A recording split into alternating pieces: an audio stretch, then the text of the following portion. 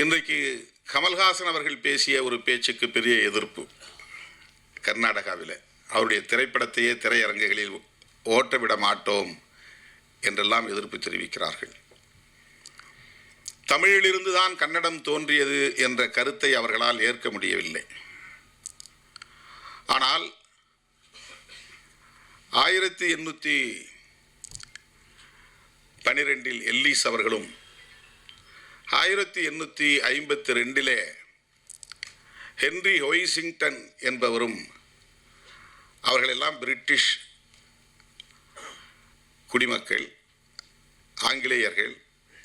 அவர்கள் தமிழை கற்று, தமிழை ஆய்ந்து, தமிழ் அறிஞர்களோடு உரையாடி, அவர்கள் தென்னிந்திய மொழிகளான தமிழ், தெலுங்கு, கன்னடம், மலையாளம், துளு போன்ற மொழிகளை எல்லாம் ஒப்பீடு செய்து, அதன் அடிப்படையில் அவர்கள் முன்வைத்த கருத்து இந்த மொழிகளுக்கெல்லாம் மூலமொழி தமிழ் என்ற கருத்தை உறுதிப்படுத்தி இருக்கிறார்கள்.